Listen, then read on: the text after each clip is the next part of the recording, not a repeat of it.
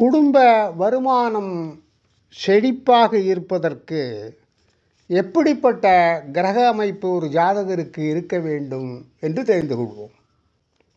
ஒருவருடைய ஜாதகத்தில் குரு பகவான், சுக்கிரன், சந்திரன், சூரியன் போன்ற முக்கியமான கிரகங்களின் தசாகாலம் வரும்பொழுது பொருளாதாரத்தில் ஆதாயம் ஏற்படும், பணம் பெருகும். என்றாலும் இந்த கிரகங்கள் பலமிழந்து போனால் அந்த தசாகாலங்களிலும் பெரிய பணவரவை அளிக்காத நிலை ஏற்படலாம்.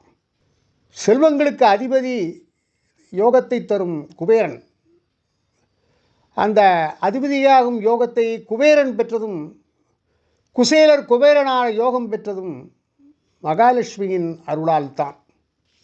இதை நாம் புரிந்து கொண்டு இந்த மகாலட்சுமியின் அருள் கிடைப்பதற்கு என்ன வேண்டுமோ அதை செய்ய வேண்டும்.